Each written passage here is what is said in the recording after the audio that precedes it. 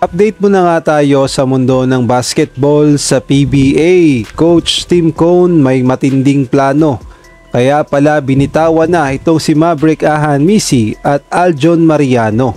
Samantalang si Greg Slaughter gustong-gusto nang bumalik sa PBA. Ngunit bago tayo magpatuloy, pakipindot naman ang like, subscribe at ang notification bell para updated ka sa susunod kong i-upload.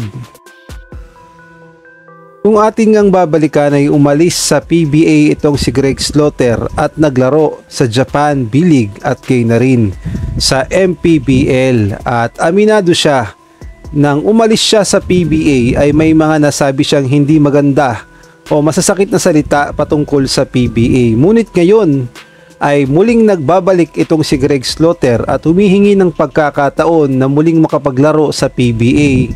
At sa edad niyang 37 years old ay muli siyang susubok na makapasok sa PBA.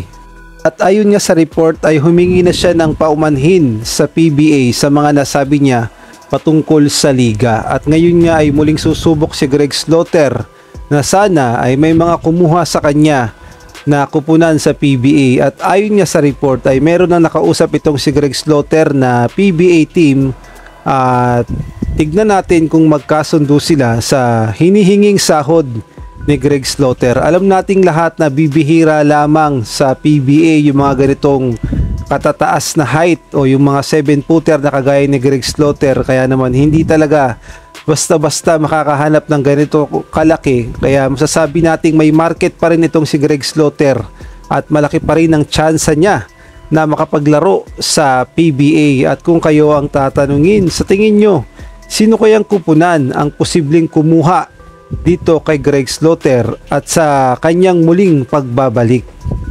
Sa ibang balita naman, opisyal na ngang tinrade ng Barangay Ginebra itong si Maverick Ahan-Misi at gayon na rin itong si Aljon Mariano.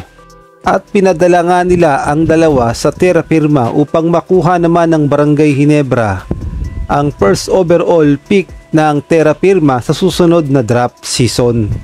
Ngunit sa pagkakatrade nga ng dalawa, mukhang pinaplano talaga ito ng Barangay Ginebra dahil target nga daw ng Barangay Ginebra na makuha ang first overall pick. At kung sakali lang magpapadrap na sa PBA itong si Dwight Ramos, Mike Phillip at si Quentin Milora Brown ay paniguradong sila ang first overall pick at sila din ang malaki ang tsansa na makuha ng Barangay Ginebra sa hinaharap. Kaya naman good move siguro sa Barangay Ginebra na binitawan nila itong si Maverick Ahan-Misi at si Aljon Mariano upang makuha nila ang potential top overall pick ng Terra Firma Jeep. Sabi nga sa report ng Fast Break, the Barangay Ginebra San Miguel Kings could have hit the jackpot in its latest trade, sending veterans Maverick Ahan-Misi and Aljon Mariano to the Terra Firma Jeep. Dwight Phillips or QMB, Ginebra acquires potential top overall pick in Ahan-Misi Mariano trade.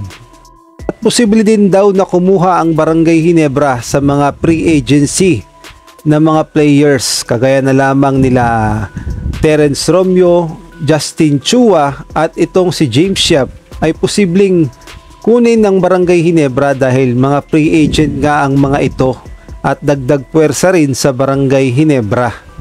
At kung kayo naman ang tatanungin, sa tingin nyo, good move ba ang ginawa ng Barangay Ginebra na bitawan na at dalin sa Terra Firma Jeep itong si Maverick Ahan-Misi at Aljon Mariano upang makuha nila ang first overall pick sa hinaharap? Maaari kayo magbigay ng komento sa comment section.